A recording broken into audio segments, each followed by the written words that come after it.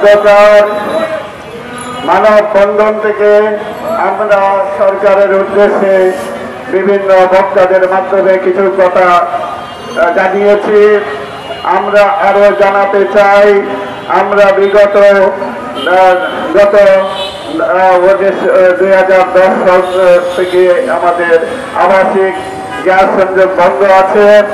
মাঝখানে কিছুদিনের জন্য ছেড়েছিল, পরে আবার বন্ধ হয়ে গিয়েছে।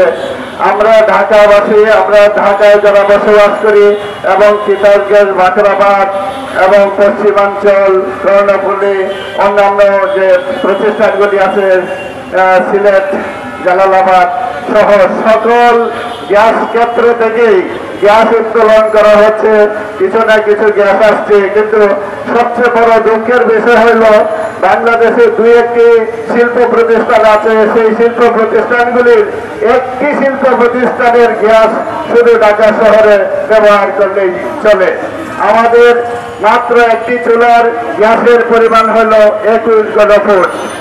আর আমাদের শিল্প প্রতিষ্ঠানের এমনও প্রতিষ্ঠান আছে যে প্রতিষ্ঠানগুলিতে 4,000, 5,000, 6 লাখ ঘনফুট পর্যন্ত আছে।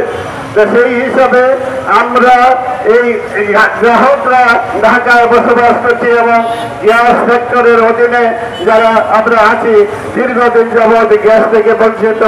আমরা ঠিকাদাররা অসহায়ত্ব জীবন যাপন করছি, আমাদের কাজকর্মহীন অবস্থায় আছি।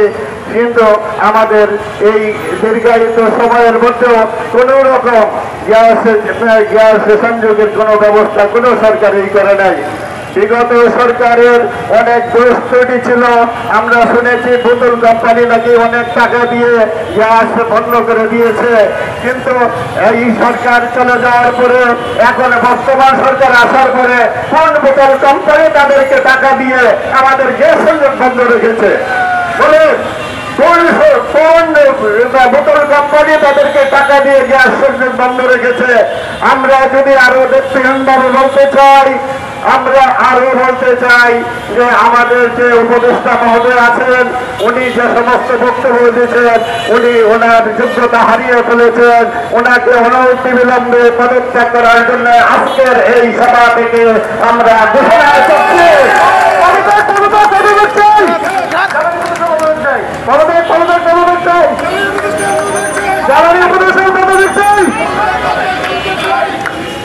ওনার বক্তব্য এমন, এক সময়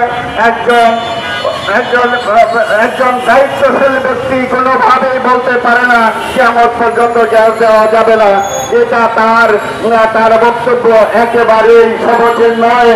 ওনার যোগ্যতা হারিয়ে ফেলেছেন এই বক্তব্যের মাধ্যমে।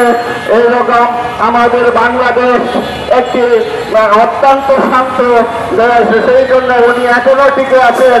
এই কথা বলার পরে যে ওনার কোনো অবস্থাতেই উপদেষ্টাতে থাকার যোগ্যতা হারিয়ে ফেলেছেন, কাজে আমরা আবারও আপনাকে দায়িত্বহীন ভাবে বলতে চাই, আপনি যদি ক্ষমতায় থাকেন, সে কয়েকদিন থাকেন, আমাদের গ্যাসের ব্যবস্থা করেন।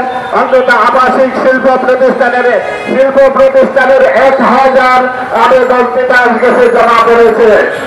1,000 শিল্প প্রতিষ্ঠান বন্ধ হওয়ার উপক্রম হয়েছে। তৃতীয় দেশ চলবে। এই যে গার্মেন্ট সেক্টর থেকে যে আয় উন্নতি, বিদেশ থেকে বৈদেশিক মুদ্রা আসে, সেখান থেকে দেশে চলে। কাজেই এই শিল্প প্রতিষ্ঠানগুলি আপনারা বন্ধ করে রেখেছেন। আপনারা গ্যাস সংযোগের ব্যবস্থা করছেন না।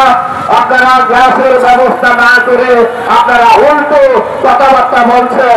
আপনাদের অনুরোধ করতে চাই, আপনাদের বলতে চাই, আপনারা অনতিবিলম্বে গ্যাসের ব্যবস্থা করুন।